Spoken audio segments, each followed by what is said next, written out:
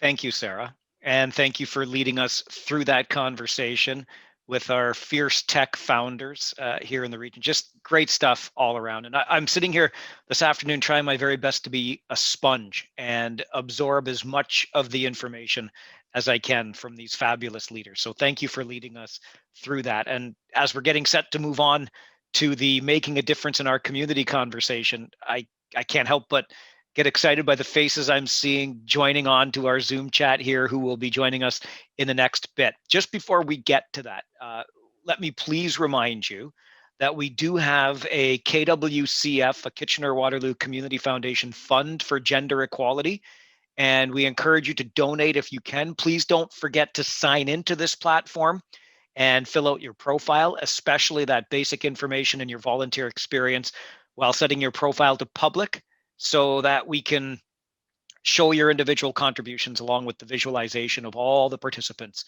today. I know Sarah was talking about coming up on time in that last session, and that's mostly on me because I went a little bit long in getting it started and sharing a bit of my own story. So I don't want to waste any time from the next panel, and let's just move on to that.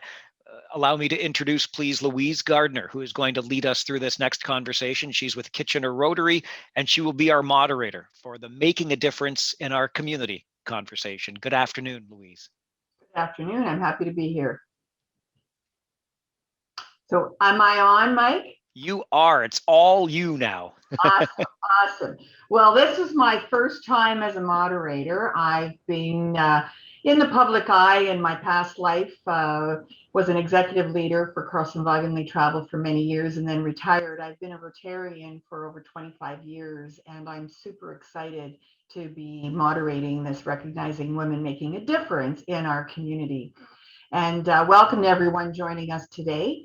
And I have some amazing women that are going to present themselves. And so without further ado, I'm going to start with Brenda Halloran.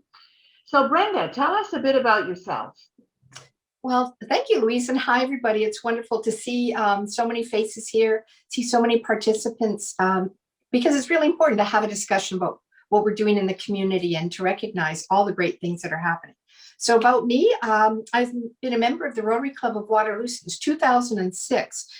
When I was the mayor of Waterloo, I was an honorary member. And then when I finished being the mayor, I joined up Rotary right away because I think Rotary is one of the best service clubs out there. But again, I do love Rotary. I was the past president of the Rotary Club from 2019 to 2020. And I'm the incoming district governor nominee designate for 2023 to 2024. So I'm pretty excited about that. I'm on quite a few boards in the community. I chair Startup Canada, which is a national board helping entrepreneurs. And this is a big week as we talk about women entrepreneurs. And I love this community, and I appreciate everybody on this panel and everybody watching do for all of us. Well, welcome, Brenda. What an exciting time for us. And I'm going to ask you, I'm going to actually put you on the hot seat right out of the gate. So what is your best quality? Listening. And I had to train myself to become a good listener. I never used to be, but I started taking conflict management courses when I worked for the federal government, and I became a mediator and a conflict management specialist.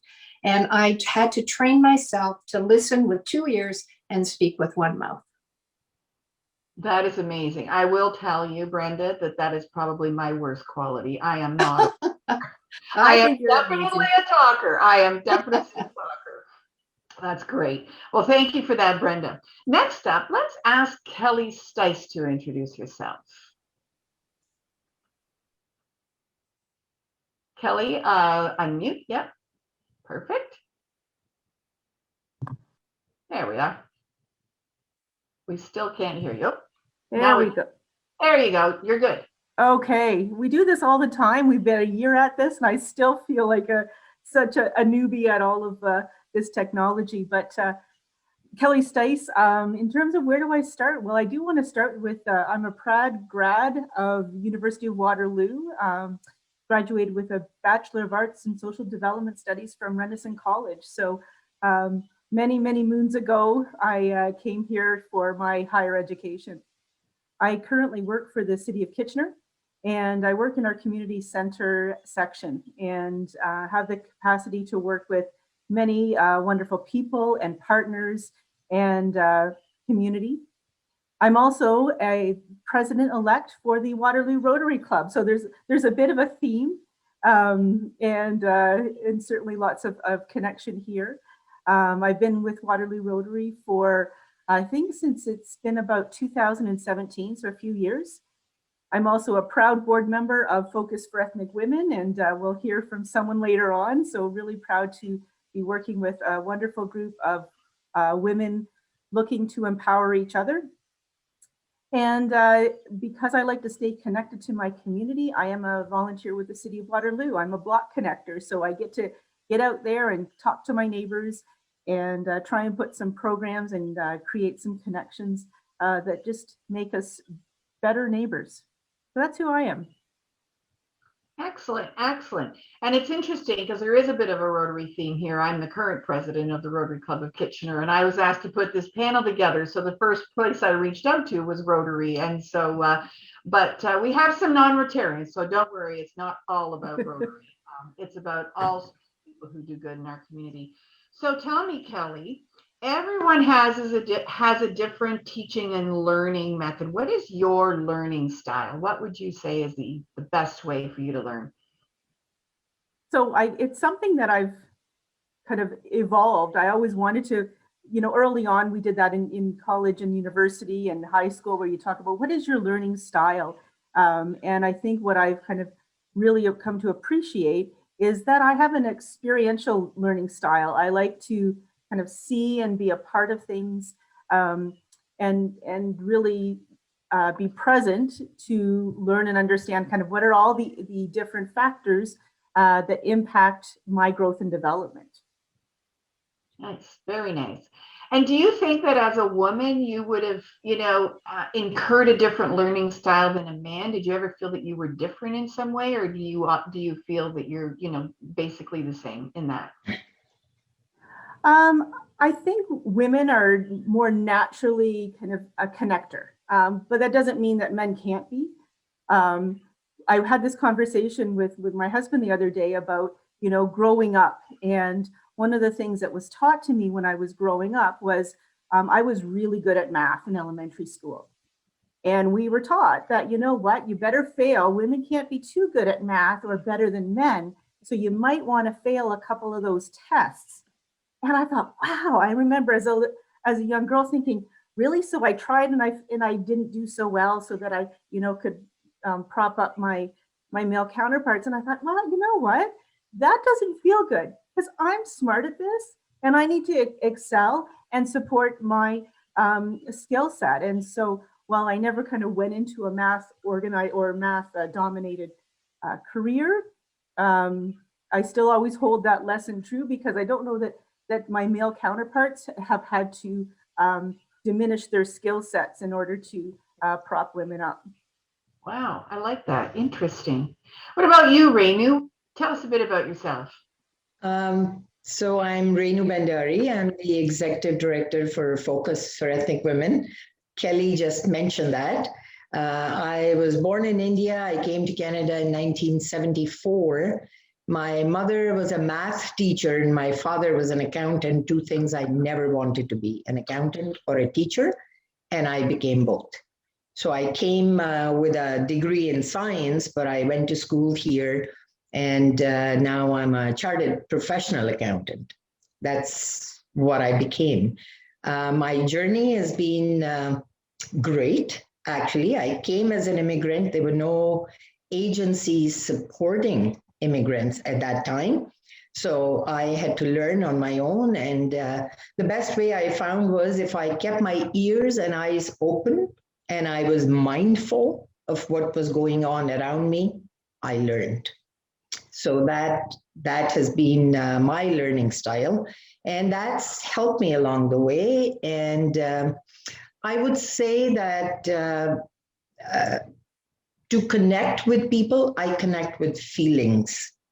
I tend to and try to sense the other person's feelings when they are speaking, because sometimes what they say is not what they mean. And I'm a proud grandmother of 4, and 3 of them are in town. And my best volunteering was when I helped those 3 grandkids with their online schooling for a month. That was the sweetest time. And so, Rainu, what's the most challenging part of your day? Waking up? No, just. Well, I worked for 35 years before I retired. And all through my working life, every time the alarm came on in the morning, I'd say, not again. I loved my job. I loved people. Once I got out of bed, I was full of energy. It's that first step out of bed that was hard. And I looked forward to my retirement, that I will not have to get up early in the morning. I don't set the alarm, but you know what? I wake up anyway. But that's my biggest challenge. Other than that, I love life. I love people. And just the days are beautiful. Very nice. Well, I think we have a trend in that as well. And because I don't like getting up either. So I don't know. And I was also really good at math. So it seems like, although we've not met each other for very long previous to this panel, I think we've got a lot in common. And as most women do in KW for sure. So Gloria, tell us about you. Hello, Louise. And first of all, it's an honor to be here with all of you. And so, Louise, I'm the mother to 3 sons. And I just wanted to mention that today on International Women's Day because, yeah, it's been a privilege raising sons and seeing that side of raising sons. And I've lived in this area for all my life, went to school in different places, but for the most part, this is my home. And started off as a nurse many years ago, and then very quickly started to feel like, oh, I need to bust out of the hospital walls, and worked in healthcare in multiple settings, corporate leadership, executive leadership, and then most recently at senior levels in government of health. And at that time, I ventured to find some really beautiful people who were doing some amazing work in our community. And it was then that when I started my consulting career that I had a chance to work with them, and happy to chat more a little about that. But I would say that, yeah, it's a pretty awesome community that we live in. And I do quite a bit of volunteer work as an ally. My ancestral background is European. And so I have quite a few Indigenous original people to the land friends, and participate quite actively in bringing awareness to water through Marianne Caviosi, who's an Indigenous water walker. And so that very much speaks to my heart, and is a wonderful way to reconnect back to nature, which I believe as women and have that real connection with water. And certainly having the Grand River run through our community is a wonderful way for us to connect. So that's yeah, a very special part of my community contribution. And so, Gloria, what's your must-have in life? With 3 boys and a husband, I'm assuming you must have a lot of them, but what's your primary one? Yeah, it's fun, to have fun. You know, I think, you know, having the privilege of being a mother, enjoying play. And I had found very quickly for me working in the corporate world and in government, and to be honest, kind of taking on some, I would say, some of the masculine tendencies that come with, you know, taking on responsibility at times. There were times where that imbalance, you know, where it was a lot more work than fun. And so for me, I have found as I've grown and learned that keeping the fun in my life really allows me to be creative, and allows others to be creative in the workplace. So I would say fun. I like that. I like that. All right, let's move over to Linda, our last panelist, Linda Kenny. Linda, so tell us a little bit about yourself. Well, thanks, Louise. I'm amazed that I'm sitting on this panel with these incredible women, and I'm thinking about how many things we have in common and how we can celebrate our differences. So thank you for inviting me. In my current role, in the CEO of Kids Ability, I always like to say that that's my honor to serve in that role, because I feel like I'm sort of doing the job that I wanted my whole career. So I'm so delighted to be here. I'm an import to Waterloo. We were welcomed here 8 years ago when I took this role, and it could not have worked out any better. I love it here. I love this community. I just wish I discovered it maybe a little earlier in my life. I'm a social worker by background, a bit like Gloria. I never really embraced being the profession of being a social worker. I busted out of that fairly early because I was really passionate about systems and about change and how we can sort of help people live their best lives. And so I spent most of my working life in the field of disability, working with people who who encounter the world in different ways and trying to remove those barriers.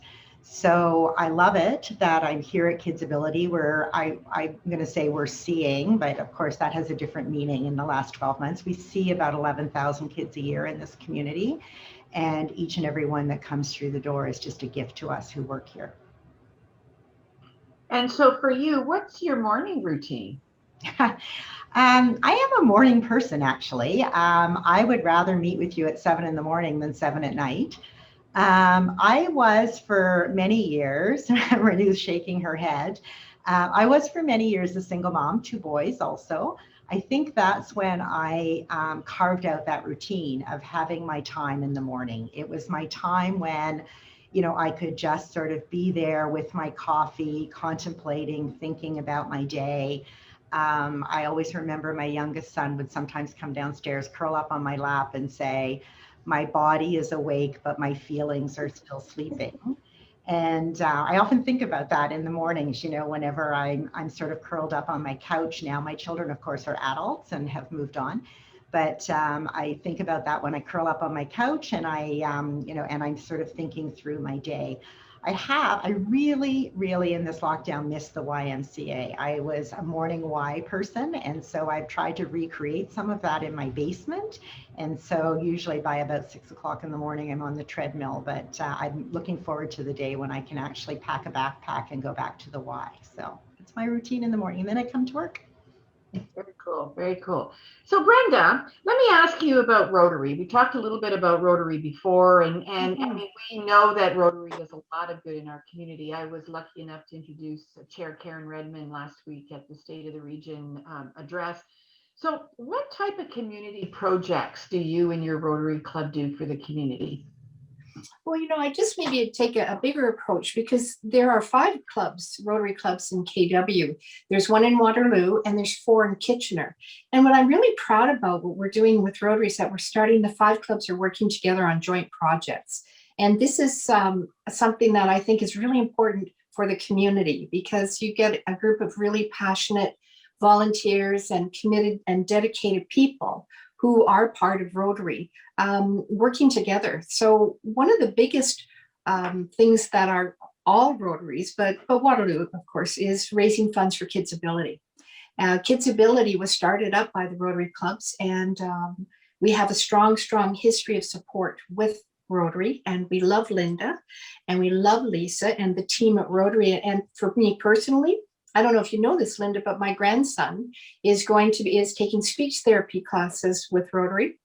And my niece has cerebral palsy and went to, was a big person at Rotary, or at Kids Ability for a long time. So our family is deeply embedded with Kids Ability, and we love Kids Ability and what they do. And I can't imagine the community without the support of Linda and the team and the people working there.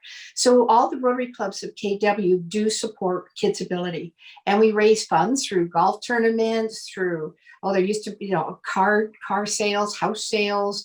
Oh gosh, we've done so many things that it's just so important to us to support this organization. But we also support many organizations throughout the community. We do a lot of outdoor work. We go to shows, supportive housing in Waterloo, and we clean up the grounds.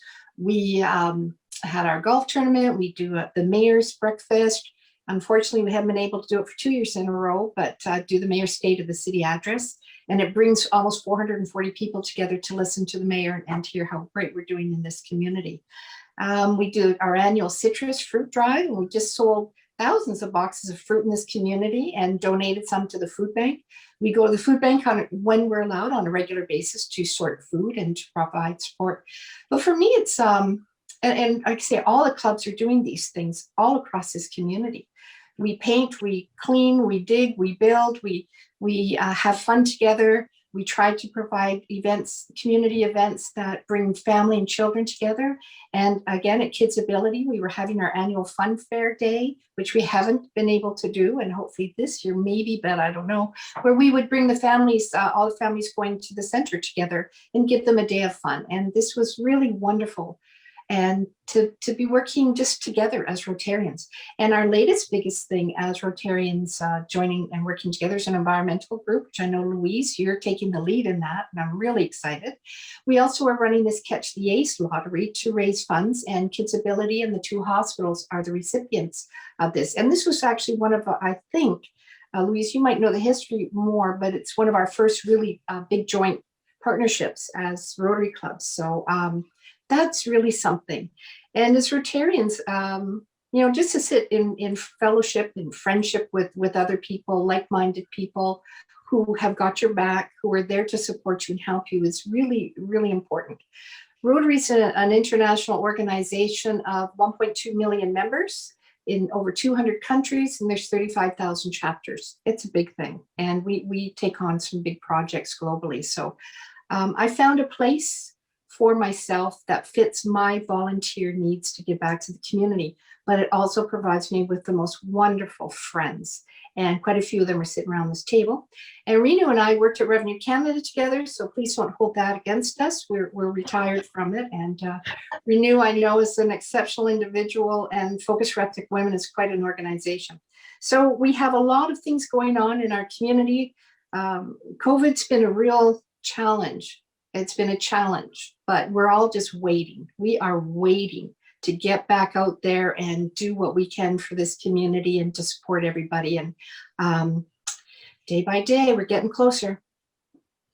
And I think, Brenda, it's that fellowship and getting to know people. And Kitchener-Waterloo and Waterloo region in general is a great place because you get to know one person, and then all of a sudden it leads to something else, which leads to something else. I mean, I retired in 2019. My husband had a double lung transplant, so I retired a little early. And here we are. He just is in Toronto today getting his first vaccine. So we're super happy with that. And yay. But I retired and I decided to put more time into the community. So I'm teaching travel part-time at Conestoga College and took on the role of president of my Rotary Club. And through that, I brought in the WCT as speakers. So I had Sherry and Sharon speak to the club. And through that, they were talking about mentoring young women. And I thought, well, I've been an executive leader in a North American role. I can mentor women. So I got involved with mentoring women. And then all of a sudden, I'm on the IWD committee for putting this event on. And then, instigating this panel. So you just never know where life takes you. But I have one question for you, Brendan. It's this. How, when you're doing so much volunteering and your career and you were the mayor, and you're a wife and a mother and a grandmother, where do you find the time? Because I think people watching us are thinking, how do you do it all? I can barely get, one thing in a day. What's your secret? Well, because it makes me feel fulfilled, and it feels a big part of my heart and my values, that I think that it's really important to give back. I had some really challenging times early in my life, really challenging times. And during those times, people in this community stepped up and helped me. Strangers stepped up and helped me. When I ran for mayor, strangers would come and say, are you running for mayor? I heard about you and do you need help? And I'd say, well, yeah. And they would help me. And for me, it's giving back all that I can to help people who help me. And being the mayor, it's put me in a position in the community that just helps to connect others, to open doors of opportunity, to just make as big a difference as I can. So this is time that is well spent for me. It's maybe I'm being selfish. I get so much joy and happiness out of it. And when I put out the call that I need help, people help me. So it's about connecting, connectivity, caring about people, knowing that if something happened, you've got people who've got your back. And I just want to be that person for others as well. And I do sleep. I do fine. That's wonderful. Linda, I'm going to ask you a little bit about Kidsability. So you're sort of on the other end of the spectrum. You're receiving the funds, and obviously you have government funds, and you have, you know, other organizations such as Rotary that support Kidsability. So tell us a little bit about Kidsability. So one of the things that's interesting to me is how many people have connections to Kidsability. Brenda talked about hers, and I bet you if we went around this panel, I wouldn't have to go too far to find those 6 degrees of separation. And it's you know, it's such an amazing opportunity, I think, for us to have aside from me working here, I just love that Kidsability is in this community. And we are, as you say, Louise, we have government funding, but our funding never covers the need. And so we work really closely with our Rotary partners, our foundation, our community in terms of topping up those government funds so that we can pull as many kids in as possible. If you'd asked me what the worst part of my workday was, it's those days when you actually know that there's kids waiting and you can't get them in the door. And if we've learned anything, I think, through this pandemic, we have actually learned to deliver services maybe in some different ways that might have been unimaginable to us even as recently as 18 months ago. So, you know, we're now what we would truly call a hybrid organization. We are seeing a lot of kids virtually. We're also, I'm here in the office, we're open, we're an essential service, and we're seeing kids who can't be served virtually. For a variety of reasons. We've got very safe protocols in place. And so I think going forward, that's our future. Our future will always be that combination. And we're hoping that will allow us to see more kids and maybe in some new and innovative ways and different ways to use technology. Because, you know, we actually really believe that time spent waiting is time wasted in a child's life. And we don't want that to be the case. And so that's both the joy and the curse of this job is all the kids that we get to help, but then there are those kids that we just feel like we're not there for. So we're working really hard to figure out how can we change the way that we deliver service so that we're not leaving people behind. So would you say, Linda, that COVID and the pandemic has almost enhanced your services, or? I think that's a stretch. I'm going to actually say, I think kids with special needs have been terribly impacted by this pandemic.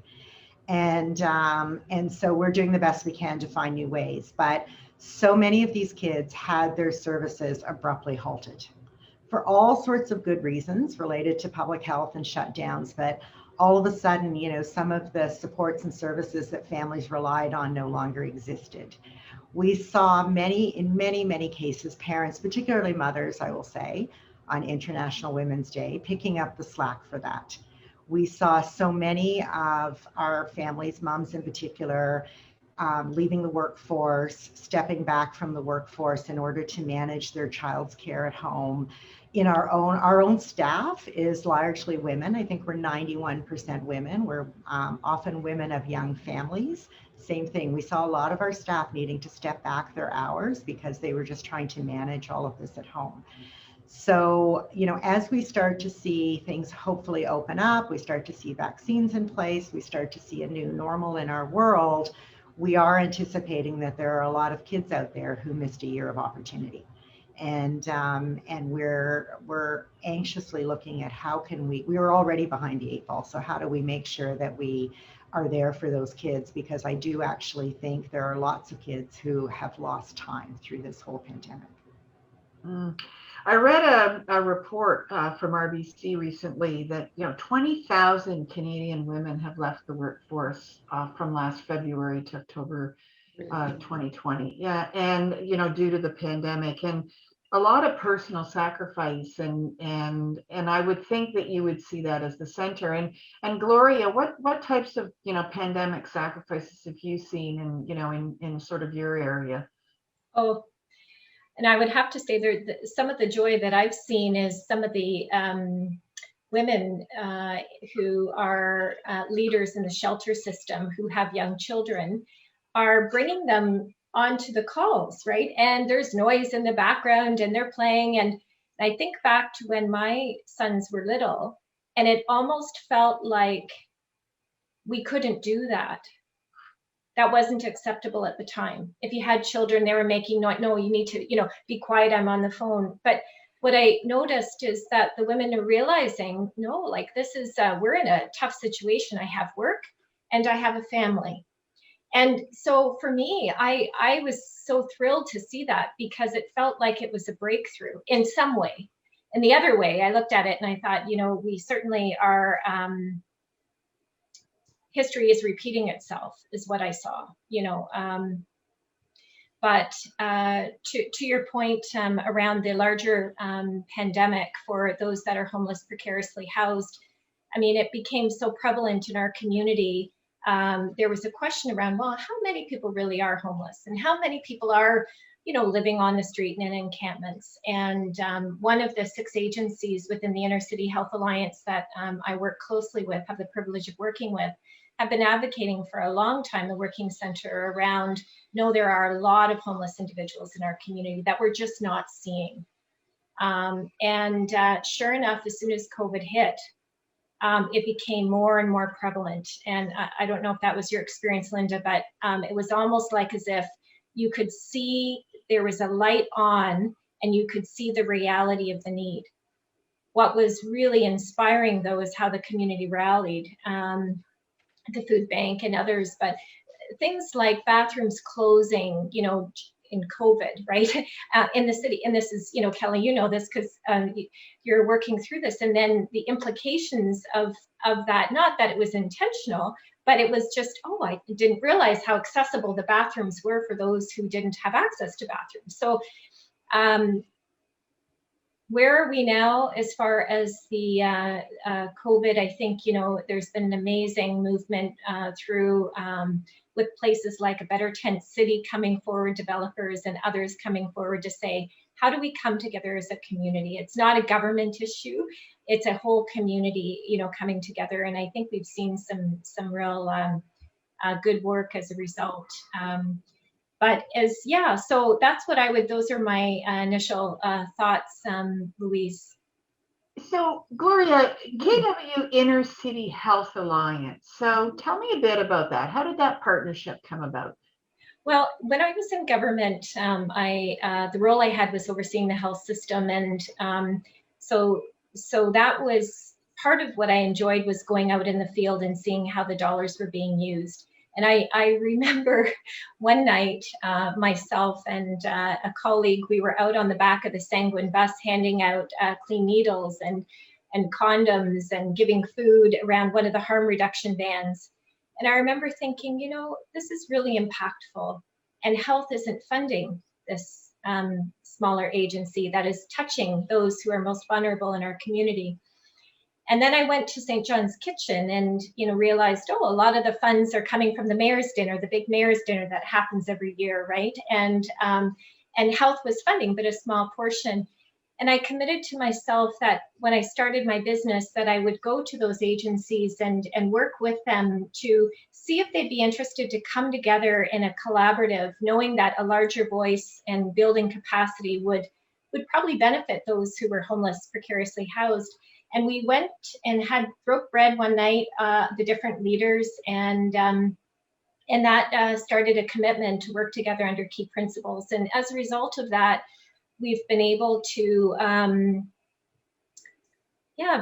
really, we're bringing safer supply, clean drugs into our community, which we know there's many overdoses happening, but things like that, and getting big federal grants and even additional government funding really is because of the leaders, I believe, coming together and unifying. It's almost like the village coming back again, right? As opposed to the village separating out and competing for resources. So that for me has been just magnificent. And that's been a 2-year undertaking, and a real fortunate prior to COVID, because that collaboration allowed us to do some really innovative work.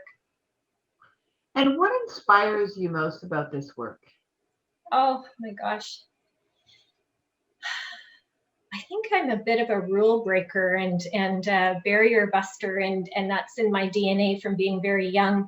And you know, when I met some of these leaders who were not getting government funding and just found creative ways and had a strong voice and just got things done, I'm so inspired by it. And so I think for me, it was amplifying that voice by bringing more people together, like-minded people. And that to me has been the inspiration.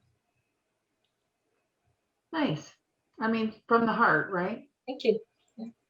Kelly, let's talk about you for a minute. So you're with the City of Kitchener Community Services. I think your role, what is your role there? So I work within our community center section, and the City of Kitchener has 13 community centers, and I have the privilege of working with 3 of those centers. And so who's inspired and shaped your approaches as you deliver, to these community services? So I think all of us could probably say that we exist on the shoulders of others. And there are certainly people in our lives who have built us up and who taught us lessons and who've inspired us. And for me, there's a few people that stand out in my career at the City of Kitchener. One is Carla Ladd, who was a former CAO of the City of Kitchener. And when she was in that role with us, she really inspired a vision of leaders who were prepared to tackle the tough stuff. And sometimes I think women who come off as assertive can be intimidating to some. And so sometimes it's not a value for women to be strong and assertive and to choose to challenge because it makes people nervous. But what Carla really taught us was that was a value. That was a value that the city was going to uphold at that time in her term of leadership, and that we needed to step up. And so by honoring and challenging us to do so, and she led by example, that was so very helpful. We also had a director, Pauline Houston. Some of you may know her, and she was our director of community services for a while. And the lesson that she taught me was about trust and confidence. And I think you always know when you walk into a room and you present your proposal, if people trust you or not. And so I had some experiences where I would bring that into a director and they would ask all kinds of questions and tell you to take it back. But Pauline really taught me and taught a lot of us about, what, she would listen to you, she'd ask some key questions, but because I believe she had confidence in herself as a leader, that she was able to portray that. And then she's like, okay, you go. And if we messed up, you know what, she was there to help catch you when you fell. And that was really important, that you didn't feel like you were alone, that you had this not a safety net, but just these arms that would embrace you and go, okay, well, that didn't work out. So how can we work together and make it better or learn from that or whatnot? And the third kind of lesson that really kind of was taught to me, but was by my former manager, Debbie Campbell, who is now retired, but she taught a lot about the importance of leading from behind. And so for me, this is also another around who we are as women and coming together is how do we lift each other up? How do we find those places and spaces? Because we don't always have to have the limelight. Some of the joy and the passion is by helping others to succeed and to making sure that others have the capacity, because we're all here for a limited time. So we need to have others behind us who are, can stand on our shoulders, and then we can kind of lift up and move forward. And Renu, I mean, let's talk about mentorship. Did you have a mentor in your life? I can honestly say my mother perhaps was the first mentor that I had in my life. Just think of India and think of her being a teacher in 1952. So India was different at the time. Times were different at that time. And she was educated woman. She had a bachelor's degree in a teacher's training program that she had attended. And unfortunately, in grade 8, she became my math teacher. That was my nightmare time. But I would say that's where it began. And after coming to Canada, I've had many people, I wouldn't just say women, people that I have looked up to and learned a lot from. And I think in my present role, I can again safely say I'm learning a lot from these visible minority and immigrant women that we deal with, the ordeals that they've gone through and where they are today, their strength and their motivation to make this their home and make a life here. Perseverance. I look at them and I say, you know what? You think you are new, you're learning, I'm learning from you. And that's the way it is with mentorship, right? A mentor and a mentee are very close to each other. I know that in my mentoring program, yes, I am the quote unquote mentor, but I think I'm learning a lot more from the mentees. And I grew up, and I think, Linda, you're in the similar situation where it's predominantly women in travel. Although I would say years ago, vice president and presidency and CEO roles were men, but I worked in an organization, Carlson Bogganley Travel, that was owned by a woman. And so, the board was predominantly women. And so I never felt what some women felt as they came in. But as you're saying, Renu, especially, with visible minorities and so forth, it's like a double whammy, right? So you're a woman and you're also a minority and you're also from a different background and, different culturally. And even in Indigenous, I mean, I'm just learning about Indigenous, and to really understand it, it's a complicated issue. And, culturally, they're very different. And so you need to embrace that. So Renu, tell me about Focus. Like, what brought you to Focus? Actually, volunteering brought me to Focus. Back in 2004 or 5, somewhere there, I was still working full-time for that infamous federal government that Brenda talked about. And Ari is the founding member of Focus. I had tremendous respect for her, and she asked me to join the board of Focus, which I did. Back then, and became their treasurer and also was on the personnel committee. And that relationship was there for about 6 years, and then my term ended, and that was the end of my direct linkages with Focus. At the end of 2015, when I retired from my full-time job, at that time, Focus was going through a transition. And they had transferred their then existing programs to other agencies. And they approached me to take on the ED role, although I had no plans at that time to start working again. I was happily retired for a few short months. But Focus has been close to my heart. I believed in Focus. I respected the values that Focus was following and their mandate and their mission. And I wanted to contribute to their rebuilding. I thought I could make a difference. So I accepted, and that's how I became their ED. And so what does the future hold for you and for Focus? I'm so sorry. What does the future hold for you and for Focus? Focus is, like I mentioned, oops, just a second. I lost you guys. No, we still see you. Okay, I didn't. There we go. Sorry, I lost you all. Focus went through changes, right? Transformation.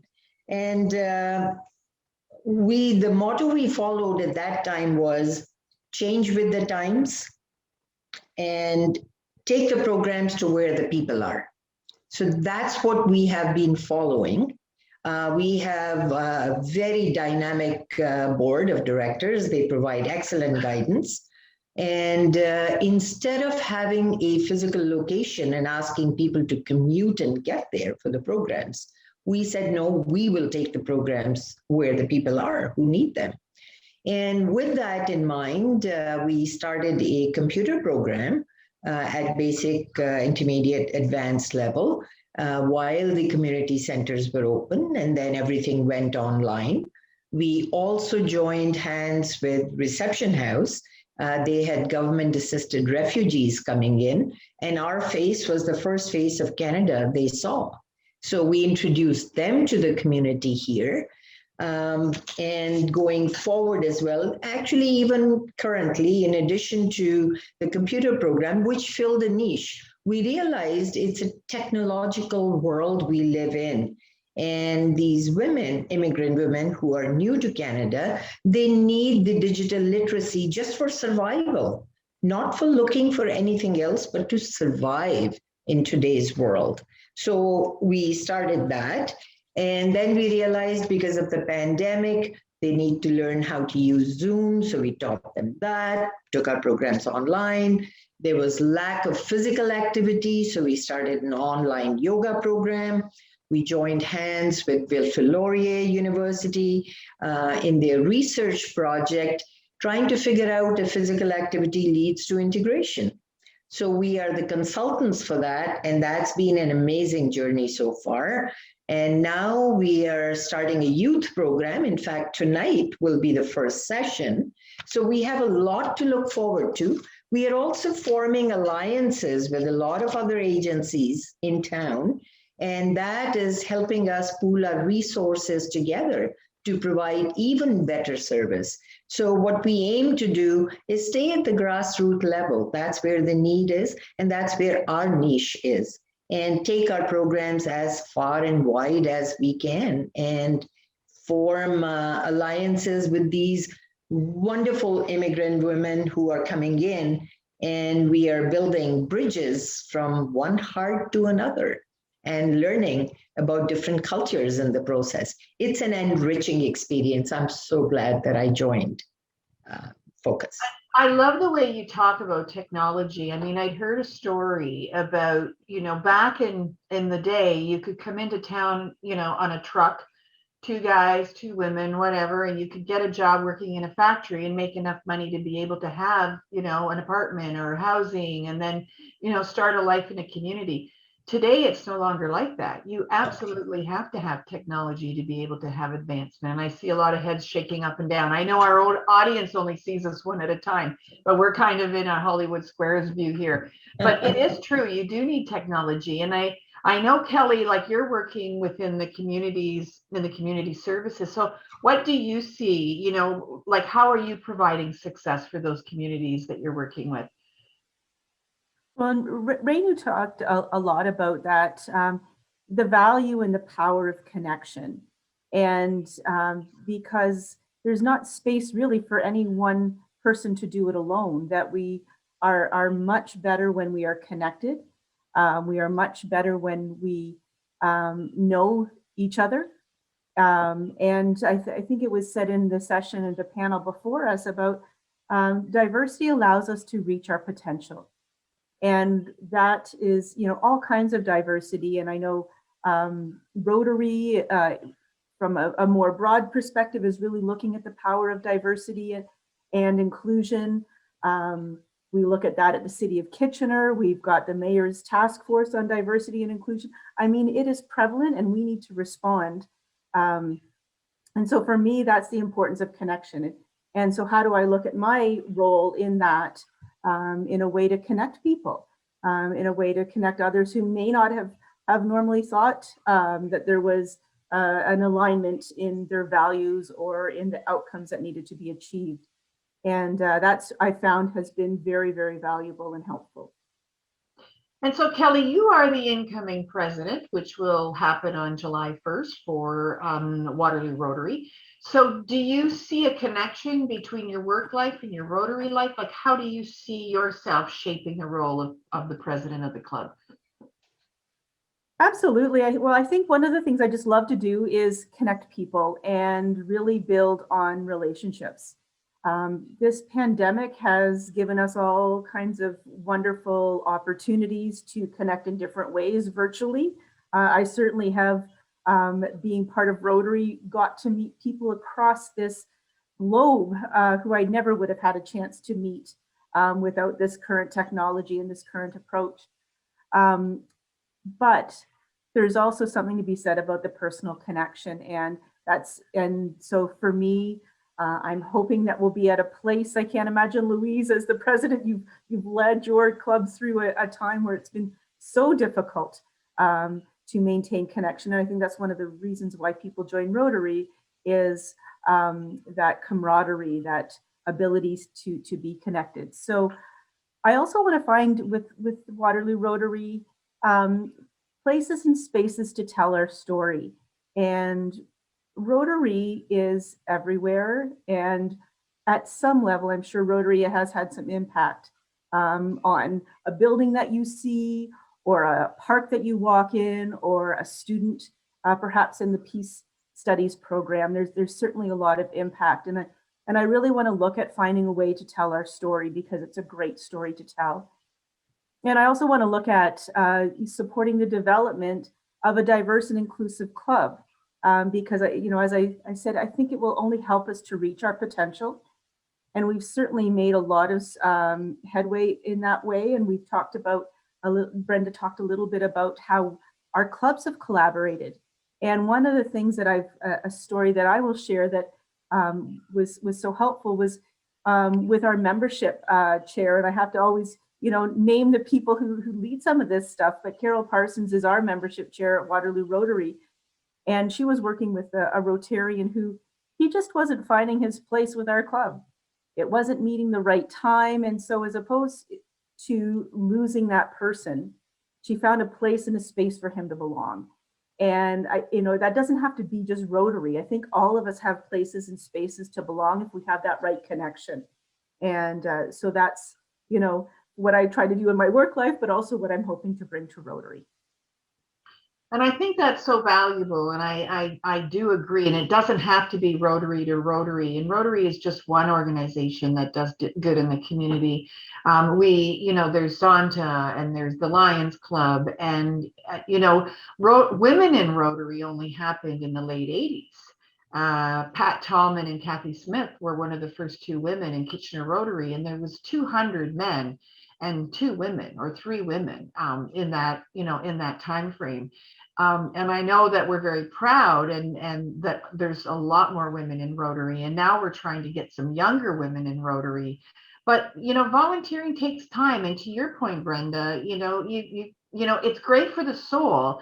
But, people who are volunteers are usually the ones that they're the yes people. And I heard this morning on one of the panels, it's a good idea sometimes to say no, because women have a tendency to feel that if we say no, we're not all that we can be, because we want to be fit and we want to be thin and we want to be healthy and we want to be inspired and we want to be religious and we want to be volunteers and mothers. And it's sometimes a lot. I'm just going to jump over to you, Brenda, and ask a question about taking on this district governor nominee designated.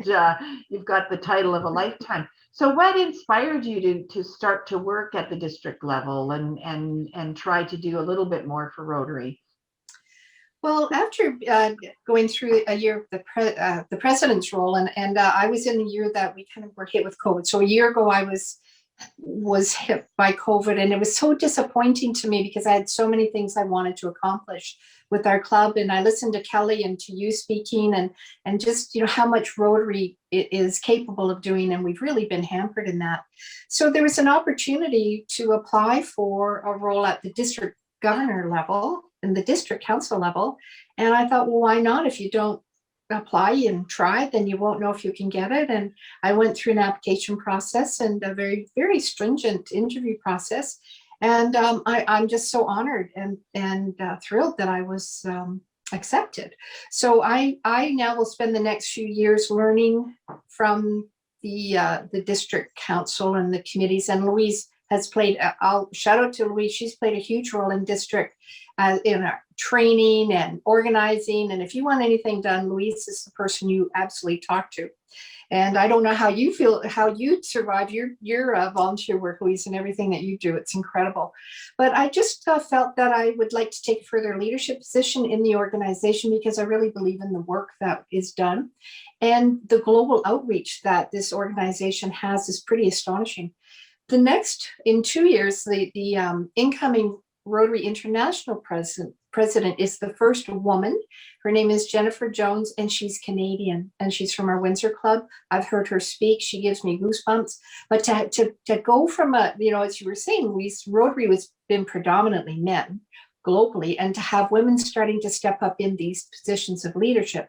And it is making a drastic, I think, change to where Rotary is heading and what our values are. The men have done a wonderful job and the women are stepping up too, and we're starting to really add our voice to it. As women globally, like today, when you think about what is happening globally and we're celebrating women internationally, I think of the women, and Reno, you spoke so well about it, the women who have come to our community from other countries who land here with their children. They can't speak English. They have designations, they're educated, and they come here. And how important it is for organizations like Focus, for organizations like Rotary to provide those opportunities to come to meetings, to reach out, diversity and finding ways to help women become a big part of this community because it's so important.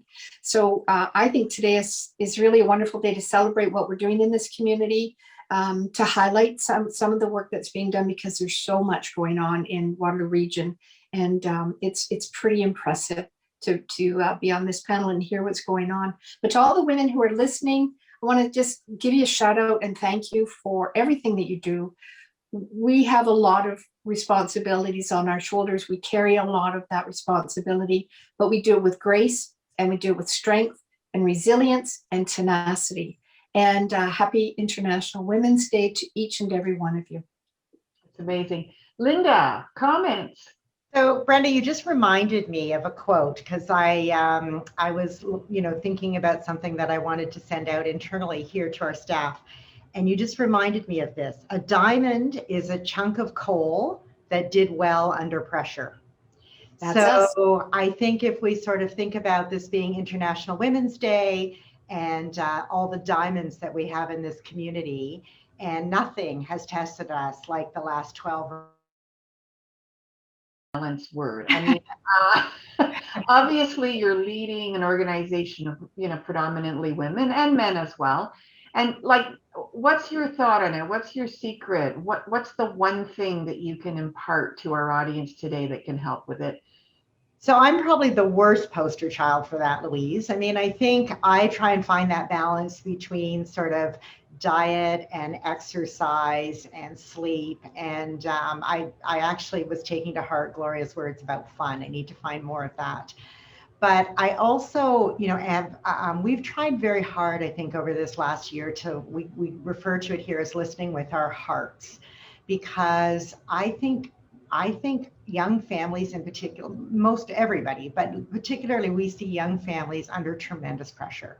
And in my day, when my boys were young, I was not making the kind of decisions that parents are making this year in order to keep their children safe, in order to keep themselves, financially viable and building on their career and trying. And I mean, here at Kidsability, I mean, we took the view that if we looked after our staff would in turn look after our clients. And I think I have a huge amount of admiration for people. I consider myself fairly lucky. I'm mostly just bored in this pandemic. But I consider myself fairly lucky. I have not had to contend with family in long-term care. I don't have young school-age children at home, and my family is healthy. So if that's a balance, that's the best I got for you. But I do agree with most of the panel members who say I get my energy from the work that I do, whether it's at Kids Ability or when some of my volunteer roles in the community. That's what energizes me. And I think they say if you want something done, you give it to a busy person. And so I love to be busy, and I'm at an age and stage in my life where I actually think that work-life balance can blur a lot more than it could when I was younger and my family was younger. So. And Gloria, what advice would you have on International Women's Day? Oh, I would encourage us to think of unity. You know, I had begun. It's so amazing to have an International Women's Day, and at the same time, I look at and I think, you know, collectively, to not have a divide between us, because there's too much divide already between nations, between borders, between rich and poor and religion. And, you know, I think of my sons, and I think, you know, they have femininity within them, right? As I have talked about, you know, the masculine side coming out through the business work that I've done. And so we all have this feminine masculine within us, and that's part that makes us whole. And I think, you know, today I would encourage us to think about unity so that we actually see ourselves collectively. And that's been a big piece for me with the water walk, is that connecting deeply to nature and remembering. And it's a piece that, you know, that unity and connection, I would say, is the advice, Louise, that I offer. Thank you. And Renew, if you had a message on how to make a difference in the community, what would your last message be? Well, my message would be do the best that you can, give the best that you can. And there are many out there who could use a little bit of uplifting. And I liked the comment that Kelly made, that God, with what you have given me, allow me to be the shoulders for some of the others to climb and move on. And that's so true. I heard earlier today about, you know, taking the ladder down and making it easier for the women behind you. And I thought that was a very interesting comment. Kelly and Brenda, one more chance. Kelly, what's your final words for our audience today?